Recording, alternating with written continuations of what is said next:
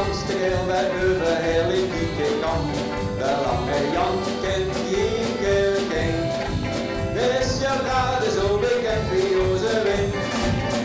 Kiekenskol, zegt de lange Jan. Dat is de langste heel bij over heel in die kan. De lange Jan kent iedereen.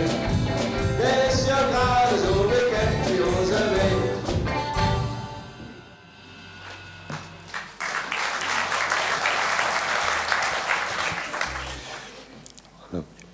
Ja, dames en heren, het lied van Wil Kniepa over de Lange Jan.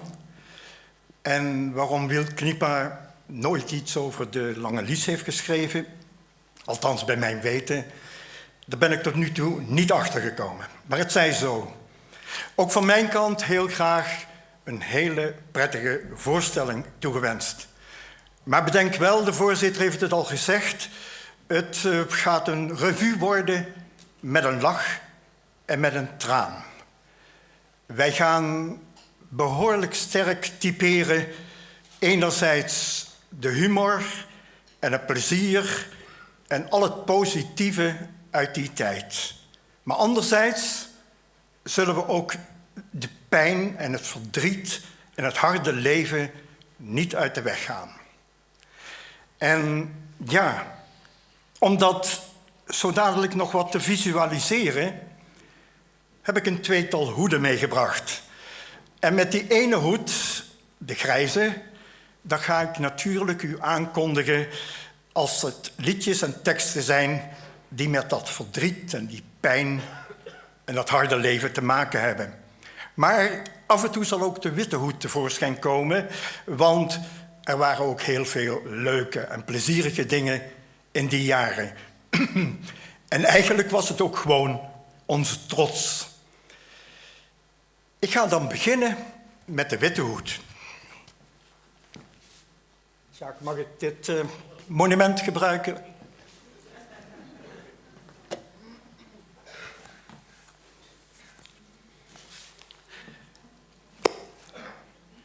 Dames en heren, het jaar 2015, dat nu langzaam ten einde loopt, dat hebben we steeds genoemd het jaar van de mijnen. Immers, en dat moet je ook volgen, zo zeggen ze dat in goed Nederlands op het gemeentehuis in Heerlen. Maar wij hier, wij zo onder elkaar, wij zeggen toch eigenlijk veel liever gewoon, het is het jaar van de koele. Immers, de meeste van jullie hier, die kunnen, ook al is het misschien maar bij wijze van overlevering, die kunnen er nog over meepraten. Die kunnen het nog herkennen. Die kunnen het nog beleven en het zich voorstellen en voor de geest halen. En anders wordt u dadelijk bij onze eerste act en bij een filmpje wat we gaan draaien, daar nog wel in meegetrokken. Je ziet dan weer die grote draaiende wielen boven in die schachten. En je ziet die liftkooien weer op en neer gaan. En je hoort dat lawaai van dat harde staal op ander staal. Die mijnwagentjes, die transportbanden, die kiebelkoelen, die treintjes en alles. En je ziet ook iets van het boeteren. En je ziet natuurlijk ook iets van het poekelen. Want de mensen die wilden na de schicht ook weer schoon thuiskomen. En tenslotte zijn er ook nog wat OVS'ertjes die dat hele vak toen nog moesten leren. Beste mensen, zo ging het in heel veel productiehallen en gebouwen bovengronds al. Maar iedereen weet dat het natuurlijk ondergronds allemaal nog veel pittiger en nog veel heftiger was. Daar in die gangen, daar in die pijlers, overal in dat stelsel beneden. En zo was het dagelijkse leven toen, jaar in, jaar uit, na de oorlog en ook in de 50er en 60er jaren.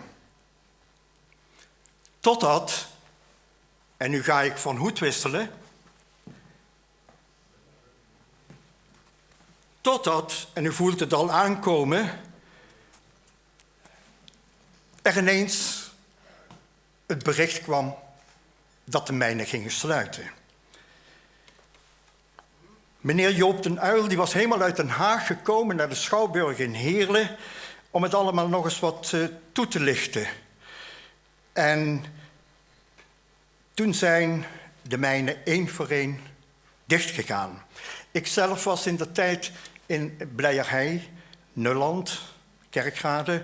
En ik had het voorrecht om met de allerlaatste afdaling van de Dominiale mijn mee naar beneden te kunnen gaan. En ook weer naar boven uiteraard. En al die mensen die er toen waren, dat was een heel gek moment. Het was heel bijzonder. Het voelde ook echt historisch. En het was heel emotioneel, zou ik zeggen. De mijnen die moeten dicht, had de regering gezegd. De productie die er nog uitkomt, dat is niet meer rendabel, had de regering gezegd. Er moet iedere keer een hoop geld bij, hadden ze gezegd. Maar, zei de Uyl, wij laten jullie niet in de steek, hoor. We zullen voor vervangend werk zorgen. Nou, dat is heel, heel erg jammer dat het zo gelopen is, zeiden toch wel een heleboel mensen. Misschien wel de helft. Die een beetje hun toekomst weg zagen zakken. Maar heel gelukkig dat het zo is gegaan. Die mijnen hadden al lang dicht gemoeten, zei de andere helft van de bevolking. Want het was sowieso niet meer van deze tijd. En het was ook nog heel erg ongezond. Een feit is dat die mijnen intussen al lang niet meer bestaan. En wat eigenlijk nog gekker is, dat er bijna helemaal geen restanten meer zijn. Dat voelt raar aan. Waar is die mooie loonhal gebleven van de Emma? Waar zijn die grote schachtblokken allemaal gebleven? En die steenbergen? Waar zijn ze? Niets, of althans bijna niets in fysieke zin, is ons nog gebleven. Maar wel de mooie en tegelijkertijd soms ook wel verdrietige herinneringen aan onze roots, aan die mijnen.